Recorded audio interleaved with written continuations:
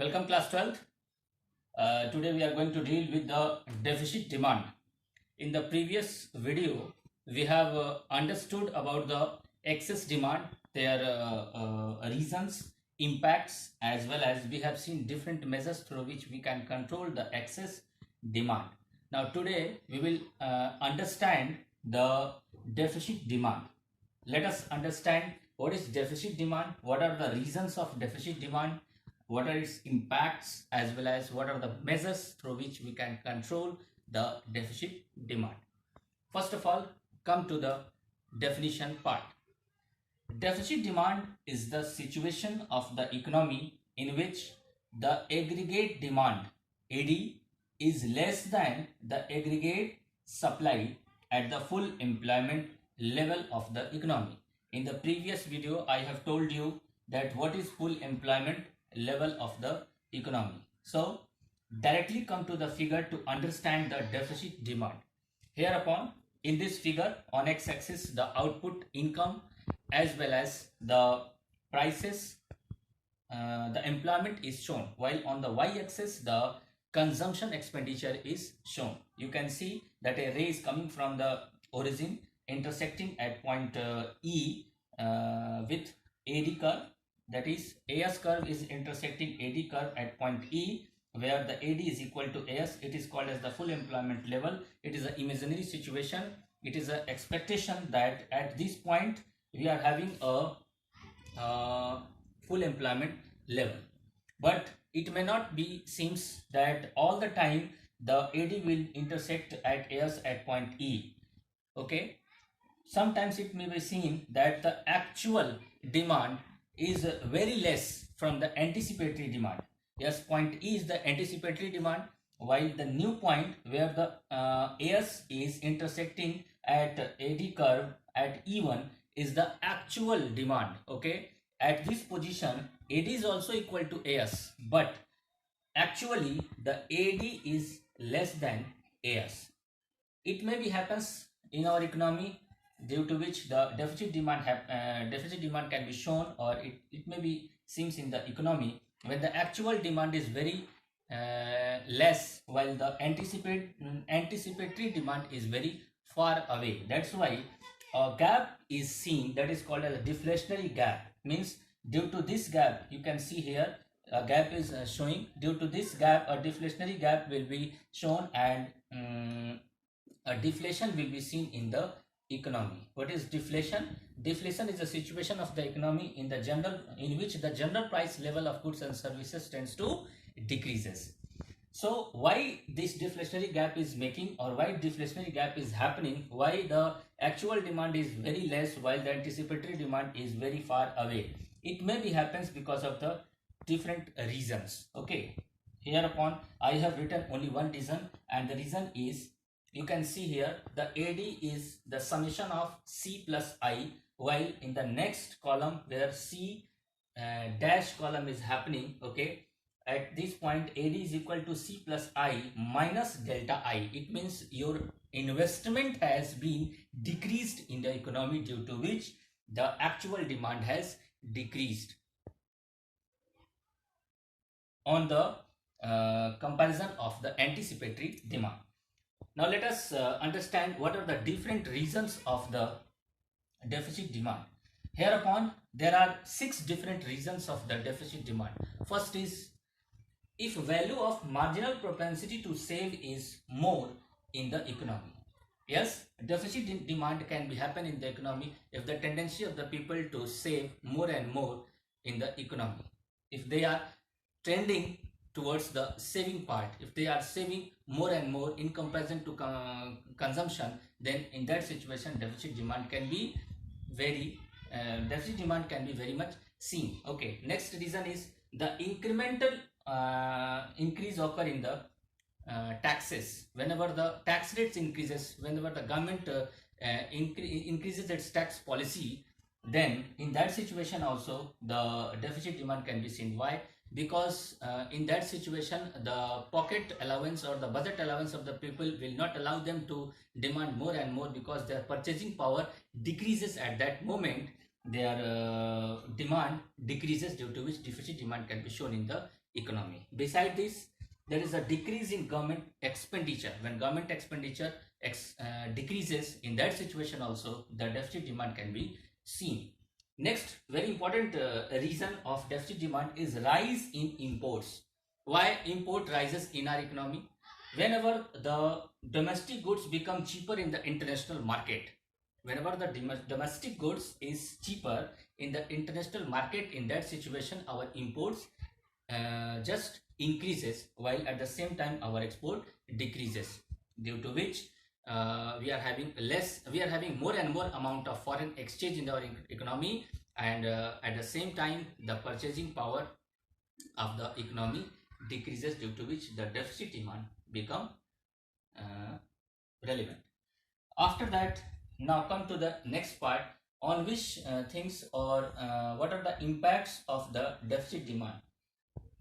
There are three different things on which deficit demand can be seen, or it will provide impact. First is the output, second is the employment, and third is the general price level.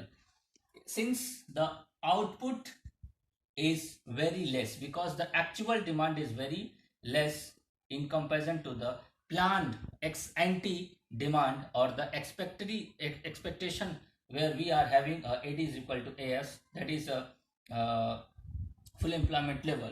In that situation, the output can be increased. So in deficit demand, output can be increased, employment can also be increased, because there is a underemployment happening here, due to which the employment can be increased.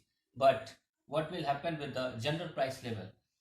Generally, the general price level of the goods and services in deficit demand decreases, because of the less and less demand of the public.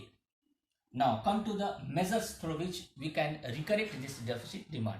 We are having two different measures. First is the quantitative measure and second is the qualitative measure. What is the quantitative measure? Quantitative measure means the measures through which we can just correct our problem by some material value, okay, or you can say by decreasing or increasing the money in the economy. So quantitative value means we can just control our deficit demand with the help of rates, ratios, and open market operations. This comes under the quantitative measurement. While next is the qualitative measurement, in which we can also control our deficit demand by moral suasion, okay, by selective credit control, and by margin requirement. Okay, let us take example through which we can control our deficit demand. Suppose I am taking the open market operation. Open market operation is a situation in the market or in the economy in which generally the securities is being purchased and sold out in the market, okay, in the presence of the Reserve Bank of India, commercial bank, or by the general public, okay. In which situation the securities is being sold out, or in which situation the securities will be purchased. In the previous video, perhaps I have told you, once again I am telling you, if there is a deficit demand, in that situation the commercial bank will try to purchase the securities from RBI, okay. Suppose if we are having commercial bank and the Reserve Bank of India, so in the situation of deficit demand, the commercial bank will try to purchase the securities from RBI. Will it possible? If he will purchase,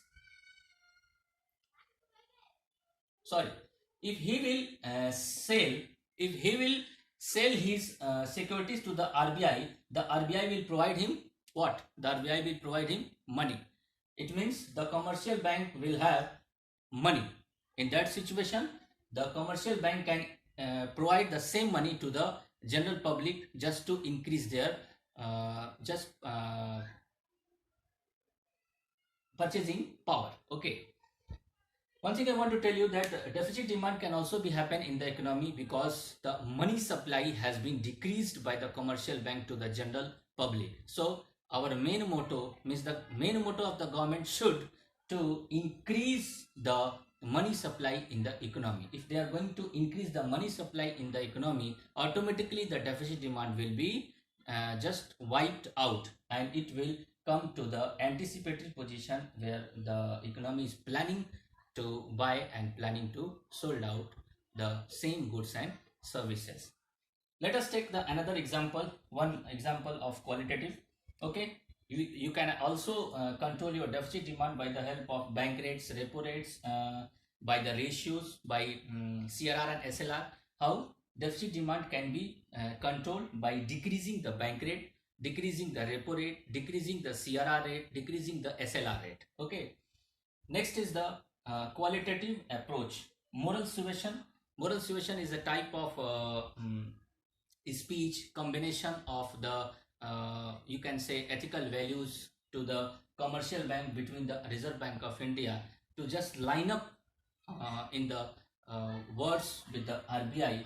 Okay, it is called as the moral suasion. Okay, so in the situation of deficit demand, the Reserve Bank of India can morally support to the commercial bank that in this situation you have to anyhow increase your money supply in the economy, so that the general public can take more and more amount of the money and they will purchase more and amount of the goods and services. You can also support with the help of margin requirements. Margin requirements is the difference of the value of the securities being provided by the person who want to take money, and the money which is being credited by the bank. Means suppose security is being provided by the uh, person who want to take money of rupees 5 lakh. Okay, and the securities value is 10 lakh. Securities value, whatever the security he is providing to the commercial bank is 10 lakh, and he want to take 5 lakh, or the commercial bank has credited rupees 5 lakh. So difference between this is called as the margin requirement. So in the situation of deficit demand, the margin requirement should be decreased so to control the deficit demand. So I hope you have understood this topic in a very well manner. If you are having any problem in any of the point, you can just comment in the comment box. I think this is over. Thank you. Thanks a lot.